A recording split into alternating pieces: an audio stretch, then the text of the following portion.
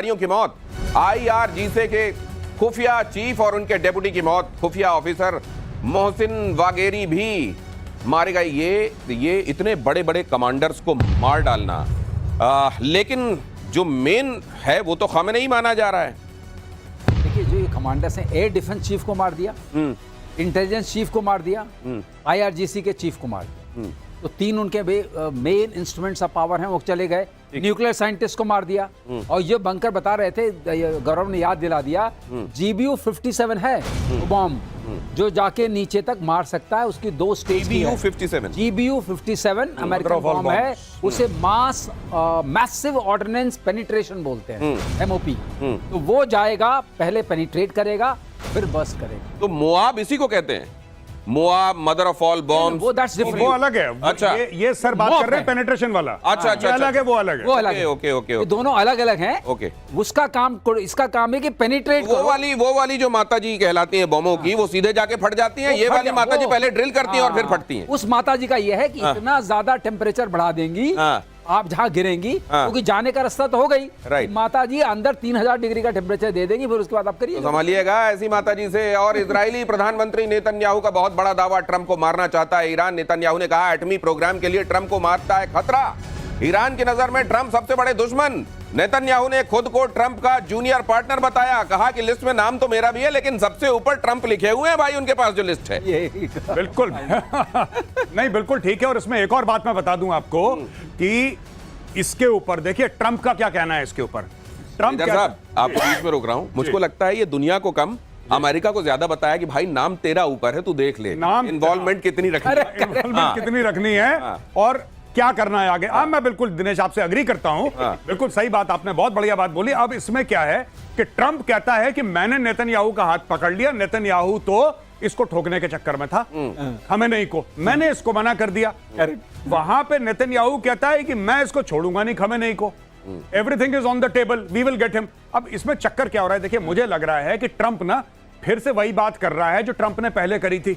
Operation rising lion के पहले Trump क्या कह रहा था कि चलो ओमान में बैठते हैं स्टीव विटकॉफ के साथ और हम लोग बातचीत करते हैं। देखो, तुम भी अच्छे बच्चे, हम भी अच्छे बच्चे, लड़ाई कोई नहीं करेगा, धक्का मुक्की कोई नहीं करेगा, सब लोग आओ बैठो, बातचीत करते हैं।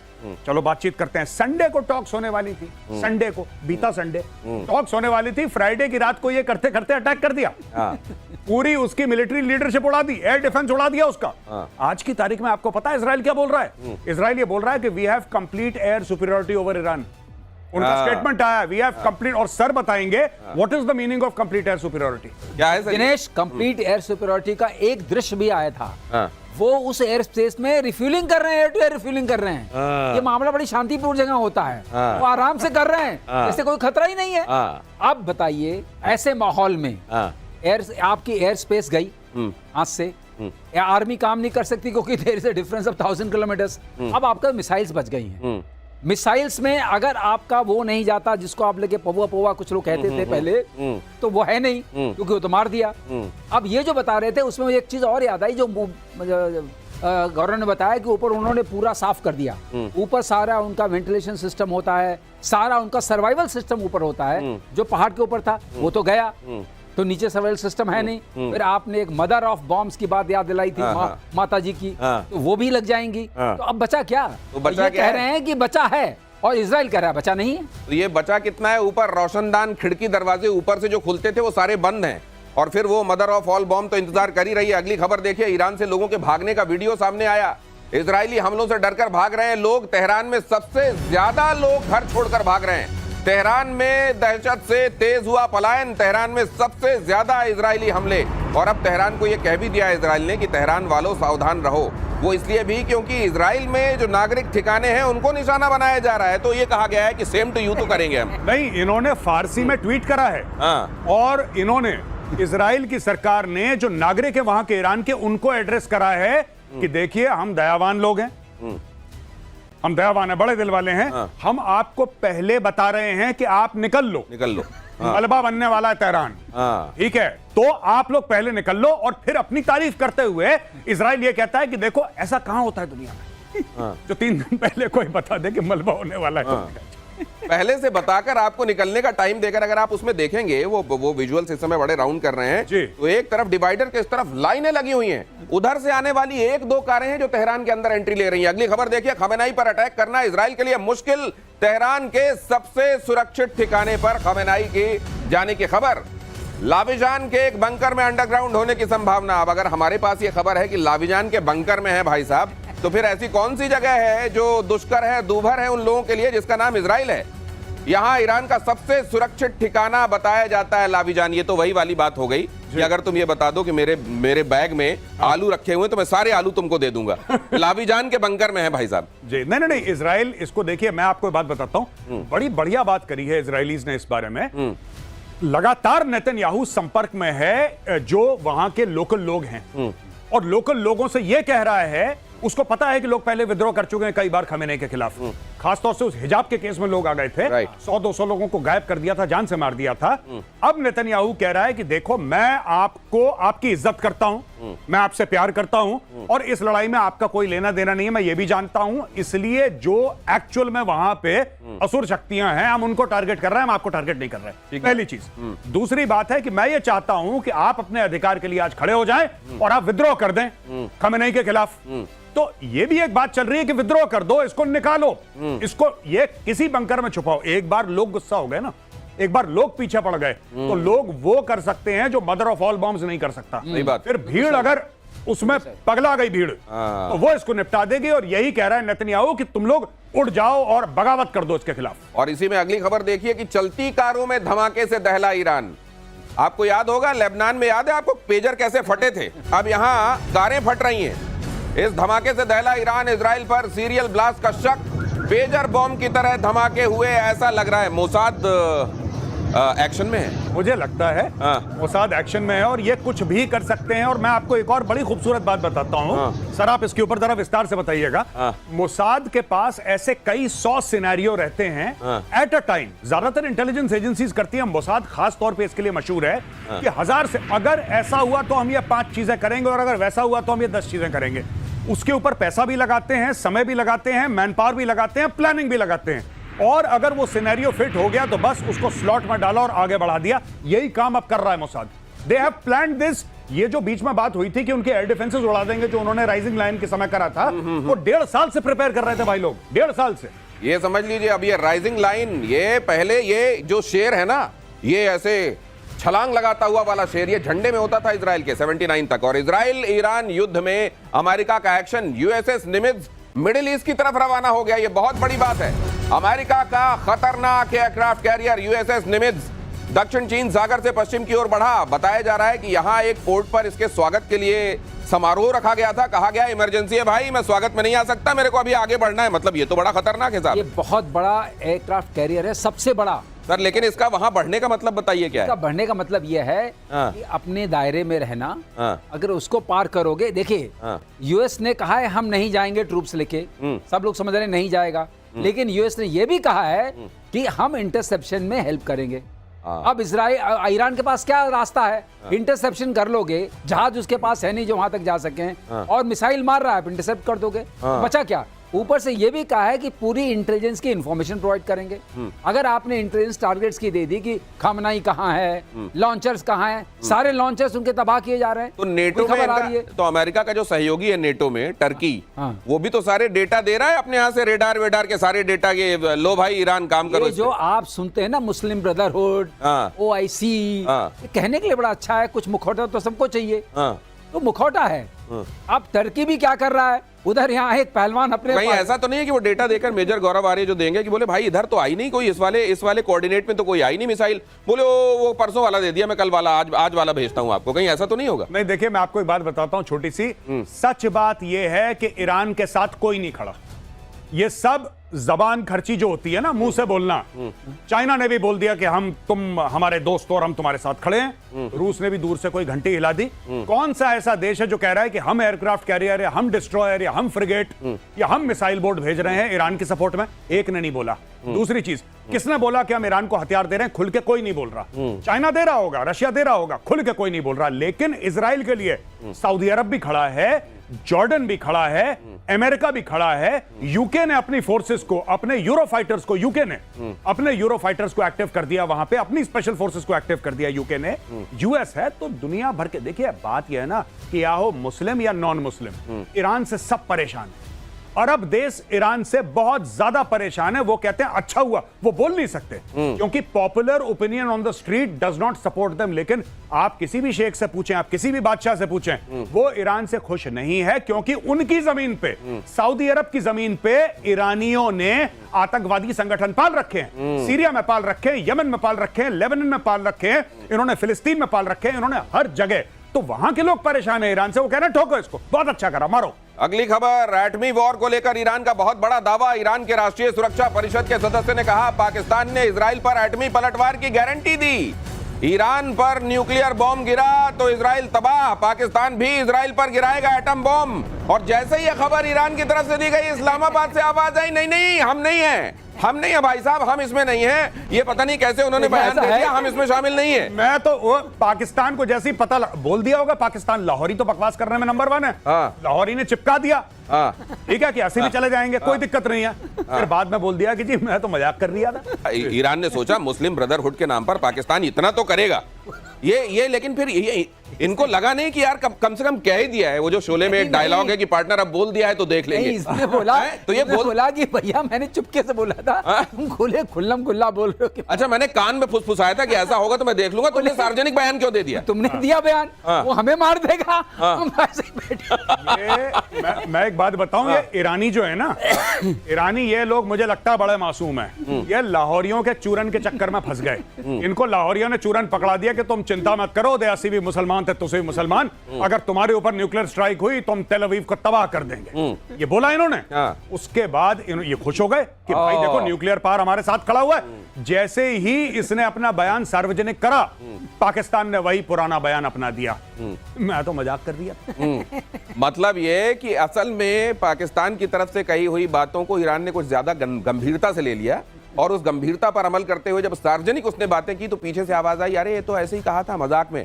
अगली खबर देखिए, ईरान पर इजराइल की एक और चोट, कुद्स फोर्स कमांड सेंटर पर अटैक। IRGC की एक गुप्त शाखा है कुद्स फोर्स, और कुद्स फोर्स पर इजराइल में आतंकी हमले का आरोप है। तो मतलब कोई भी विंग, कोई ऑफिशियल हो, अनऑफिशियल हो, अंडरग्राउंड हो, कैसे भी हो, उसको छोड़ नहीं रहा है इजराइल इस बार। दिनेश, आपको ऐसा नहीं लग रहा इजराइल के अटैक्स पे, आप सोचिएगा, आपको ऐसा नहीं लग रहा कि इजराइल ने एक हिट लिस्ट बना के रखी है? लग रहा है ऐसा। हिट लिस्ट बना के रखी है, किल लिस्ट बना के रखी है, और उसके हिसाब से अच्छा ये टिक, ये फिर गया, ये IRGC का गया, ये कुद्स फोर्स का गया, ये इनका एयर डिफेंस वाला मामला गया, ये इनके आर्मी का गया, ये एयरफोर्स वाला गया। ये एक एक करके मार रहे हैं और एक एक करके टिक लगा रहे हैं उसके आगे कि ये भी निपट गया, ये भी निपट गया। पूरी की पूरी टॉप मिलिट्री और इंटेलिजेंस लीडरशिप भाइयों ने साफ कर दी है। अब देखिए दूसरा बंदा आएगा, उसको टाइम लगेगा सीखने में, उसको टाइम लगेगा एडजस्ट करने में, और ये उसको भी निपटाएंगे। आपने नहीं देखा था हमास में यही करा था इन्होंने, हिजबुल्लाह में यही करा था। जो पहला वाला था उसको निपटाया, नसरल्लाह को, उसके बाद जो आया उसको भी थैंक यू बोल दिया। अब वहां पे कोई है ही नहीं। तो यानी कि सर काट दो, जब आप सर काट दोगे तो शरीर तो ऐसी जमीन पे गिर जाएगा। तो ये हाथ पैर नहीं तोड़ रहे, ये डायरेक्टली सर की ओर जा रहे हैं। और अगर ये सर की तरफ जा रहे हैं तो निश्चित रूप से ये ईरान के लिए और मौजूदा वहां का डिस्पेंसेशन जो है उसके लिए बड़ी खतरे की बात है। लेकिन यहाँ हमारे प्रोड्यूसर्स जो देखिए, उन्होंने न्यूक्लियर कैपेबिलिटी को लेकर कंपैरिजन भी बना लिया था कि भाई ये कह रहे हैं तो सीरियसली कह रहे होंगे, चलो बना लेते हैं। कंपैरिजन दिखाइए जो आपने बनाया था, ये देखिए कंपैरिजन। लेकिन बाय द टाइम ये कंपैरिजन आया, उधर से पाकिस्तान ने कहा मैं तो मजाक कर रहा था। जो आप कह रहे हैं, ये भोपाल की याद बार बार आप मुझे दिला देते हैं, मैं जो मजाक कर रहा था। मुझे लग रहा है कि ये जो कहा जाता है इनकी तरफ से कि सारे मुस्लिम देश हमारे साथ फला मुद्दे में साथ में आए, ये खुद क्यों नहीं निभा रहे हैं फिर ईरान के समय? ये देखिए, मैं आपको एक बात बता रहा हूं, जो अरब कंट्रीज हैं, जो अरब मुस्लिम देश हैं, वो बड़े ही रिस्पॉन्सिबल, ज़हीन और मैच्योर किस्म के हैं। ये पाकिस्तान है, ये बावला टाइप का, ठीक है। और दूसरी चीज, जो पाकिस्तान कहता है न्यूक्लियर पावर, भाई साहब 140 अरब के तुम्हारे लोन हैं। मैं पाकिस्तानियों से पूछना चाहता हूं, जो गोरा तुम्हें बड़े बड़े चेक काट के देता है, आज 5 अरब ले लो, कल 10 अरब ले लो, उसके एवज में गोरे ने तुम्हारी सरकार से क्या लिया है? मैं आज यह दावा करता हूं आपके शो में दिनेश कि इनकी हिम्मत नहीं है, ना इनके पास वो अथॉरिटी है कि अपनी न्यूक्लियर चला दें, क्योंकि इन्होंने सब कुछ गिरवी रखा है। क्यों इनको वर्ल्ड बैंक पैसा दे रहा है? मुझे तो दूसरी बात लग रही है मेजर गौरव आर्य। वो कई लोगों की शादी होती है ना, तो अपने दोस्तों से गाड़ी ले लेते हैं कि भाई वो विदा कराने के लिए दे देना, फूल वूल लगा के ले जाएंगे, इनको ये लगेगा हमारे घर की गाड़ी है। अब इन्होंने कह तो दिया क्यों न्यूक्लियर पाकिस्तान मार देगा। पाकिस्तान कह रहा है मेरे पास है कहां, ये तो मैंने हवा बनाई हुई थी, मैं कहां से मारूं? ये हम पहले ही कह चुके हैं कि अब कुछ है नहीं, और जो था उसका कंट्रोल तो किसी और के पास है। और दूसरी बात, मिडिल ईस्ट में 8 देशों में यूएस की बेसेस हैं, बहरीन में तो 5th फ्लीट है। ये क्या करेंगे? ये ऐसे कुछ नहीं, कोई ब्रदरहुड वगैरह। ये तो आप ये कह रहे हैं कि इन्होंने कह दिया होगा, ईरान को कह दिया होगा तुम चिंता मत करो, ऐसी स्थिति आई तो मैं तैयार हूं, मेरे पास न्यूक्लियर भी है। और जब तक ये बात उन्होंने सुनी, उन्होंने सार्वजनिक बात की, इन्होंने जैसे ही सुना तो पाकिस्तान के पास अमेरिका से फोन आया, वो तेरे पास है क्या, तेरी हवा बना दी है, उतनी हवा में खुश रहे, इस हवा को इतना क्यों उड़ा रहा है कि साला उसमें मेरी पोल खुल जाए, क्या ऐसा हो सकता है? ये भी हो सकता है। और जो गौरव हमेशा कहते हैं, बोले कटोरे वाली बात, बोले मैं तो कटोरा घूम रहा हूं। ये अगली खबर देखिए, इजराइल के कई शहरों पर ईरान का हमला, तेल अवीव से लेकर हाइफा तक बमबारी की इजराइल के डिफेंस सिस्टम को ईरान ने किया पार। अब ये इजराइल का जो डिफेंस सिस्टम है, इसको लेकर भी सर आपसे बात करूंगा मैं। ये multi layer defence system, iron dome तक जिसको कहा जाता है, फिर उसके बाद इनके पास दूसरे सिस्टम्स भी हैं जो अलग अलग जगहों पर काम कर रहे हैं। फिर ये इतना लीकेज, मतलब ये बात जो कही जाती है ईरान को लेके कि वाकई उनके पास मिसाइलों का बहुत बड़ा जखीरा सही है। जखीरा सही है। इसमें एक मिसाइल इनकी बहुत जबरदस्त है, वो माननी पड़ेगी, वो इनकी नहीं है लेकिन इनके पास है। तो किसने दी है? वो खिबार शिकान है। खिबार शिकान, थोड़ा अरबी वाला शब्द है, थोड़ा शिकान। वो हाइपरसोनिक मिसाइल, अच्छा, कार्बन कंपोजिट से बनी है। उसका आरसीएस बहुत थोड़ा है। कार्बन कंपोजिट से मतलब जो आपके जैसे जहाज बनते हैं, अच्छा, ओके, अच्छा, जो हल्के होते हैं और बहुत अच्छा, मजबूत होते हैं, अच्छा, वो रडार में उसका इतना रिफ्लेक्शन नहीं आता है। अच्छा। और दूसरी बात ये है, MARV है, आपने MIRV एक बार आपने बात की थी, ये मैन्यूवरल री एंट्री व्हीकल्स है। ओके, तो ये कार्बन लाइन से, मतलब वायुमंडल से बाहर जाती हैं 100 किलोमीटर से ऊपर, वहां से जाके नीचे आती हैं, लेकिन बैलिस्टिक रूट पे नहीं आती हैं, मैनोवर करके आती हैं, इसलिए इनको पकड़ना बड़ा मुश्किल है। तो जो इनके पास, जैसे आपने बताया, आयरन डोम बहुत प्रचलित है, वो रॉकेट आर्टिलरी, ये जो मनूवर जिसको कर सकते हैं वो तो क्रूज होती है ना, या बैलिस्टिक होती है? क्रूज वाली अंदर एटमॉस्फेयर के अंदर चलती है। अच्छा। बैलिस्टिक वाली बाहर से आती है, ओके, ऊपर से आती है। ओके, ओके, ये बैलिस्टिक वाले का रहता है। तो ये जो है, ये सारा जो उनके पास है, ये किसने दिया? आप सोचिए, सैंक्शंस है, ये चाइना। हाँ, सही पकड़ा आपने। और हाइपर ग्लाइड की जो पावर आई है, जो एरो स्ट्रक्चर्स आए चाइना से आए हैं, मेम्स चाहिए, माइक्रो इलेक्ट्रो। तो चाइना तो बड़ा खुश हो रहा होगा यार कि पाकिस्तान ने तो नाक कटवा दी, चलो ईरान थोड़ी इज्जत रखवा रहा है मेरी। पाकिस्तान के पास हाइपरसोनिक वेपन्स नहीं थे। हाइपरसोनिक वेपन्स सिर्फ 3-4 देशों के पास हैं, रशिया के पास हैं, ये इवन अमेरिका के पास जो अभी हैं वो पूरे टेस्टेड नहीं है। अच्छा। और हिंदुस्तान के पास है। ओके, बता दें आपको। अच्छा। ऐसा नहीं कि हम पीछे, हमारे पास है। तो ये वाली जो मिसाइल है इनकी, क्या इसका तोड़ इजराइल के पास नहीं दिख रहा है? वही मैं बता रहा था आपको, है तोड़। लेकिन कभी कभी ऐसा होता है, कितना भी आप वैसा चक्र बना लें, सुदर्शन चक्र, 1-2 उसमें से निकल जाते हैं। अच्छा। और ये लीकेज ही है जो हो रहा है, ये लीकेज है। तो ये देखिए, ये कई सारा इजराइल का multi layer air defence system आप यहाँ पर देख रहे हैं, हमारी टीम ने तैयार किया है। यहाँ पर आपको हम ये बता रहे हैं कि कई, जैसे ये जो है आपका आयरन डोम, ये आपने बताया था 70 किलोमीटर तक प्रोटेक्ट करता है। उसके बाद डेविड स्लिंग आता है। उसके बाद डेविड स्लिंग की खासियत क्या है? डेविड स्लिंग 40 से 140 के बीच में जाता है। अच्छा। उसके बाद एरो 1 आता है। ओके। उसके बाद एरो 2 आता है। अच्छा, ठीक है। डेविड स्लिंग, एरो 1, एरो 2, और ये थर्ड कहाँ लगा हुआ है? थर्ड उसी का पार्ट है, इसी बीच में। अच्छा। थर्ड एक मिसाइल सिस्टम है जो उसी के बीच का पार्ट है। और उसके पास, इसके बाद जो है, इनके पास ग्रीन पाइन रेडार्स हैं, इनके पास सुपर ग्रीन पाइन रेडार्स हैं। अच्छा। तो ये जो एरो 2 है और एरो 3 बन रहा है, मतलब ये वाकई इन्होंने न सिर्फ इनके पास कुछ क्वालिटी, इनके पास मिसाइल्स हैं, और एक का नंबर भी ज्यादा है। एक और बता दें आपको, ये डायरेक्ट इनके पास एक आयरन बीम भी है, वो लेजर से मार करती है। ईरान के पास है? नहीं। अच्छा, इजराइल के पास है। ओके। तो अब आप कहेंगे, जब इतना सब अंतर शस्त्र है, तो कैसे ये लीक थ्रू कर जा रहे हैं? हाइपरसोनिक मिसाइल में तकलीफ होती है। अच्छा। उसको ये प्लग कर रहे हैं। अभी उसको AI इनेबल्ड सिस्टम ये उन्होंने बनाया हुआ है, और अब मुझे उम्मीद है जो अगला दौर आएगा उसमें ये पेनिट्रेट नहीं कर पाएगा। अगले दौर की नौबत आएगी क्या? ये भी एक बड़ी बात है। इसीलिए मार रहे हैं, उनके लॉन्चिंग सिस्टम को मार रहे हैं, अब दौर नौबत नहीं आएगी। अगली खबर देखिए, ईरान ने इजराइल के हाइफा शहर पर किया हमला, बैलिस्टिक मिसाइलें दागी, तेल रिफाइनरी में आग, हाइफा शहर में लगातार बज रहे एयर रेड सायरन। हाइफा शहर जिसको एक जमाने में मुक्त कराने में भारत की भी बड़ी भूमिका रही, भारत का कंटिंजेंट वहां गया था, और ये जो 3 मूर्ति हम कहते हैं अपने यहाँ, वो 3 मूर्ति उसी का परिचायक हैं, जोधपुर लांसर्स। हाँ, और मैंने सुना है कि जब वहां पर जाते हैं हिंदुस्तानी और भारतीय जाते हैं तो हाइफा में उनको मित्र की तरह, भगवान की तरह पूजा जाता है, माना जाता है। तो ये इस जगह हाइफा और वहां की वो पहचान है, वो जो एयर कार्स होती हैं वहां पर चलने वाली, वो ये इस समय हाइफा पे क्यों ज्यादा बमबारी आप देख रहे हैं? 2 चीजें हैं। ये जो वहां पे पोर्ट है, वहां पे इंडिया ने भी उसमें थोड़ा सा, एज यू आर अवेयर, कि इंडिया ने बहुत उसमें पैसा वैसा लगाया है, और अभी तक तो ये आया है कि जो इंडियन वहां पे जो इलाका है उसमें कोई रॉकेट नहीं गिरा या उसको ज्यादा नुकसान नहीं पहुंचा हाइफा पोर्ट में। लेकिन सबसे बड़ी बात यह है, अगर दिनेश वहां पे ईरान मिसाइल मारता है और वहां पे इंडियंस हैं भारी मात्रा में जी, अगर उनको नुकसान पहुंचता है जानी और माली, फिर मैं ये देखना चाहूंगा कि फिर भारत का क्या रिस्पांस रहेगा ईरान को लेके, क्योंकि भारत ने ईरान के साथ लड़ाई नहीं लड़ी। लेकिन वो तो भारतीय हमारे ईरान में भी है।